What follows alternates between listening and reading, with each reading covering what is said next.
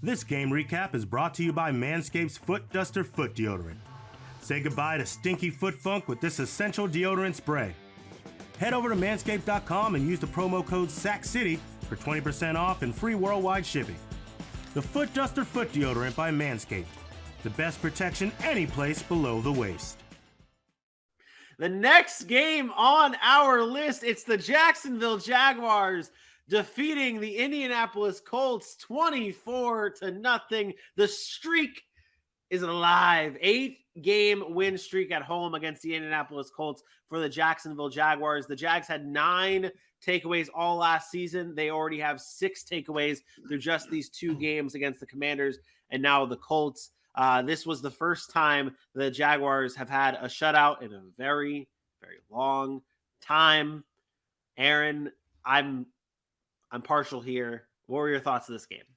What do you mean you're partial? I think we watched the same game, didn't we? I mean, we watched Jacksonville dominate a Colts team that we thought was going to be really good and the best team in the AFC South, and the Jags came in and dominated them from start to finish, offensively, defensively, special team. Everything the Jags did was dominant over the Indianapolis Colts, and you have to have some serious concerns now about the Colts and what they are without Jonathan Taylor going crazy. And I don't know. I know they got down early, but the 9 carries for Jonathan Taylor worries me. But I told you, didn't I tell you that there's going to be games where they give it to Matt Ryan and they say, go win us a game.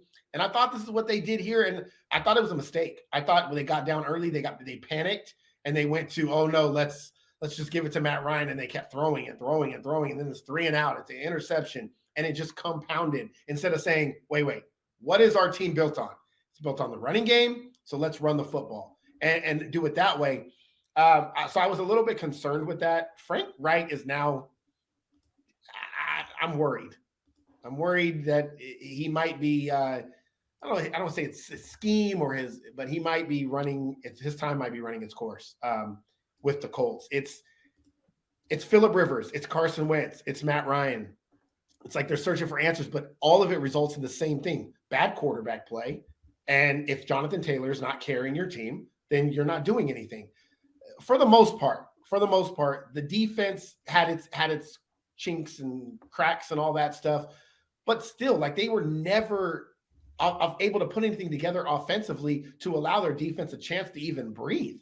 And to me, it was about the Colts offense not playing well, and Jacksonville's defense, who I said was going to be extremely better this year, and they look to be much better this year, even including a game where they let Washington get out early, but then they locked down for a long period of that game and then kind of gave it up at the end. So that defense looks hungry. That defense looks a lot better this year, and Trevor Lawrence looks to be taking strides in the right direction. So, look, Christian Kirk, I told everybody that he could be the guy in Jacksonville, that he was not overpaid. I thought that was a good contract, and he's proving why it can be.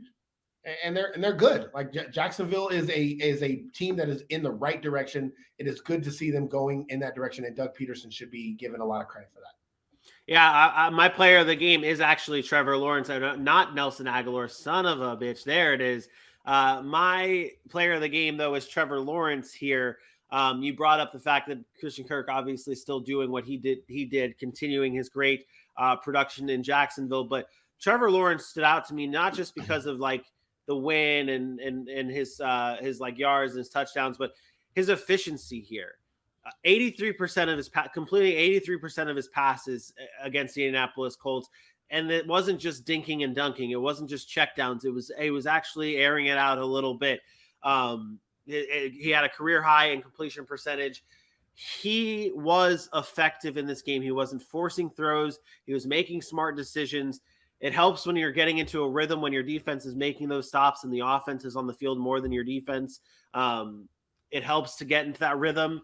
And I thought Trevor Lawrence had a phenomenal game here.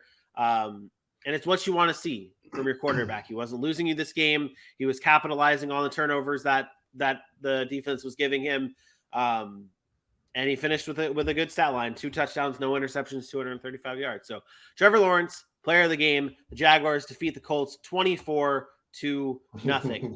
Hey, who led the Colts in receiving, Benny? Not Paris Campbell. wasn't Who led Paris the Campbell. Colts in receiving?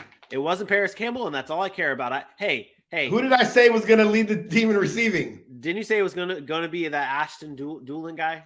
Yes. Yeah, and it was 5 for 79. Yeah, that's fantastic. I wish I would have picked him up instead of Paris Campbell, but I digress.